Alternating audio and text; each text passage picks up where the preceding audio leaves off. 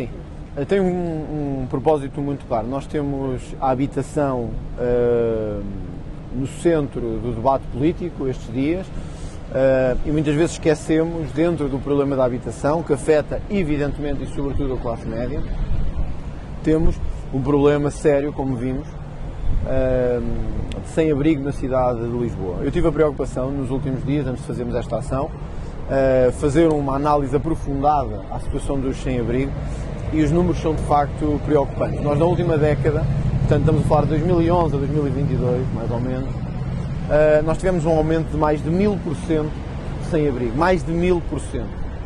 E estas pessoas que vamos encontrando na cidade de Lisboa, em zonas quase que a fugir aos espaços comerciais e às zonas residenciais e a encontrar cada buraquinho que têm para fazer uma casa, conforme foi dito aqui, até pela Associação de Moradores, já não são a imagem que tínhamos de sem-abrigos nos anos 2000 e 2010. Há pessoas que trabalham, que têm alguns rendimentos e não conseguem pagar a sua casa. E nós queremos pegar neste exemplo dos sem-abrigo para dar a perspectiva mais larga, digamos assim, da questão da habitação, que é a questão da habitação está a ficar tão séria em Portugal que não só afeta a chamada classe média ou a classe mais pobre, está a afetar a todos. E eu acho que por isso é um desafio de todos, sobretudo quando o Presidente da República acaba de vetar o programa Mais Habitação. É claro que é fácil nós, os partidos da oposição, virmos e apontarmos o dedo e dizermos isto é o que acontece, isto é o resultado das vossas políticas. Eu acho que nós temos que ter também a responsabilidade de propor soluções. E há várias e todos os tipos. As do Governo não eram a solução. E ouvimos aqui moradores, que não são do Chega, nem próximos sequer do Chega, a deixar claro que ocupar casas ou o arrendamento forçado de casas não é solução para o problema da habitação. O Chega vai apresentar propostas? Nós já apresentámos várias, mas há uma que para nós nos parece fundamental e gostávamos mesmo de sensibilizar o Governo para isto. Nós temos de construir. Nós precisamos de construir. O número de licenças de construção nos últimos anos tem caído a pique.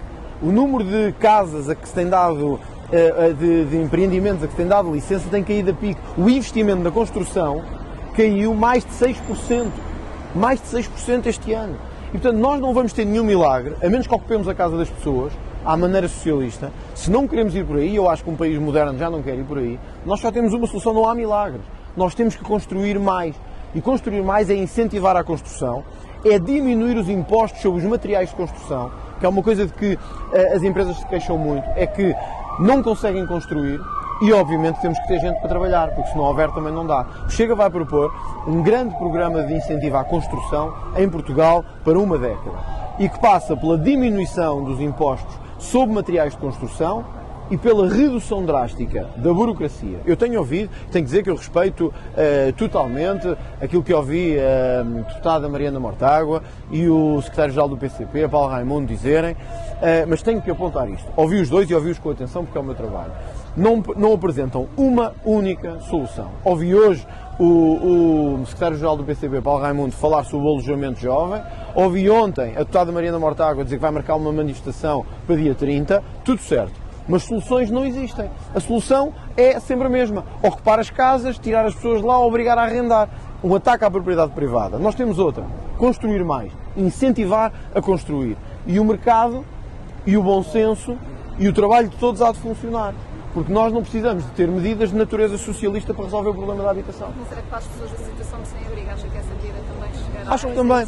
Repare. Porquê? Como é que chegaria para os sem-abrigo que não têm qualquer tipo de rendimento? Como é que poderiam pagar uma casa que seria construída era o que eu dizia há pouco. Medida? Nós, no início do ano 2000, se não me engano, nós tínhamos pouco mais de 600 sem-abrigo no país todo. Pouco mais de 600. Em 2011 tínhamos cerca de 1000 e tal pessoas consideradas sem abrigo. Neste momento são cerca de 9000, um aumento de 1000%, como eu disse. Pessoas que já não são o protótipo ou o estereótipo que nós tínhamos. Estamos a falar aqui de pessoas que têm rendimentos, só que não conseguem pagar uma casa. Qual é a nossa perspectiva? É que se construirmos mais, esse aumento de construção vai abranger só as casas tradicionalmente de classe média, mas também as ditas casas sociais, casas que possam servir para que possamos apoiar pessoas que não conseguem pagar a casa. Ora, se conseguimos aumentar em cerca de 150%, que é o nosso objetivo, o nível de construção nas grandes cidades, sobretudo em Lisboa, no Porto, em Beja, onde há um problema muito sério, em Faro, de construção, nós também teremos margem a nível municipal e a nível nacional, estadual, para atribuir algumas casas a pessoas que tenham um mínimo de rendimentos. E, portanto, a nossa lógica não é dizer assim, olha, este senhor só vem cá uma vez por mês, vamos tirar-lhe a casa e vamos obrigar-lhe a arrendar a casa A, B ou C. O próprio Presidente da República já disse que isso não funciona. Portanto, a nossa lógica é outra, é vamos construir mais, vamos criar um programa ambicioso de construção para que, a classe média consiga ter casas a preço mais acessíveis, porque é verdade que nós temos tido um investimento estrangeiro muito alto, mas o investimento estrangeiro, pela regra da teoria económica, há de começar a estagnar e, portanto, há de atingir um pico. Não há de estar sempre assim. E, portanto, vai haver um momento que o aumento da construção de casas e o aumento das licenças de construção vão permitir uma redistribuição e uma diminuição dos preços. Mas o Chega já fez estas contas, quantas casas é que gostaria de construir, quanto é que isso custa, o dinheiro vem do orçamento do Estado? Esse era o outro ponto. Como disse, nós temos uma meta, um aumento de construção em 150%. Esse seria um objetivo, numa década, em relação a esta última que foi de diminuição. Mas atenção, eu queria deixar isto claro, a culpa não é toda dos construtores. Porque, de facto, nós temos que ter aqui presentes dois problemas. O aumento do IVA em alguns dos materiais de construção, a pandemia e a guerra, que não é culpa nem do governo, nem dos construtores, têm afetado muito a indústria da construção. E por isso também não têm conseguido fazer esse trabalho. 2, a falta de mão de obra. É outro problema. Portanto, nós não somos ingênuos nessa matéria. É preciso termos um plano para uma década que não seja de ocupar casas ou de criar novas taxas sobre o alojamento local, seja de construir. E esse é o nosso objetivo. 2, fundos. A proposta que vamos fazer no Parlamento é de que a alocação do PRR a este desafio da construção seja imediata. Ou seja, que haja um objetivo claro no PRR, a 10 anos, portanto a uma década, em que o aumento da construção a 150% seja o objetivo e que se aloquem os fundos necessários para isso. Obviamente que estes fundos já estão contratados e acordados com Bruxelas, mas temos aqui margem, porque a própria Presidente da Comissão Europeia tem sido sensível aos problemas de habitação em vários Estados da União Europeia. Portanto, se foi nos outros, também pode ser no nosso. E nós temos é que sensibilizar a Comissão Europeia para isso. Portanto, isto é um problema sério, é evidente, não há soluções mágicas, não vale a pena acharmos que isto se resolve de um dia para o outro, mas há uma solução que para nós é evidente, é construir mais, não é ocupar, nem aumentar impostos, nem destruir o alojamento local. E aí nós radicalmente divergimos das propostas que tenho ouvido alguma esquerda fazer nos últimos tempos. O que é que garante que as construtoras vão efetivamente fazer construção para a classe média e não para a alta, como se tem modificado? Eu vou dar o exemplo do alojamento estudantil. É evidente que quem constrói, sendo uma empresa privada, quer obter o maior lucro possível. E, portanto, se tiver outros investimentos, vai optar por esses investimentos. E nós temos tido aquilo que é uma vantagem para Portugal, mas ao mesmo tempo pode ser um problema, que é o investimento estrangeiro, que graças a Deus tem sido alto, porque tem entrado dinheiro no país, o que é bom.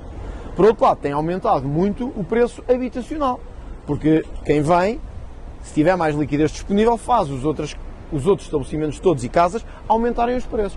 Mas este investimento direto estrangeiro há de ter um pico, não há de continuar, como já se viu noutros países, nomeadamente aqui ao lado em Espanha, não há de continuar permanentemente a catapultar sobre si.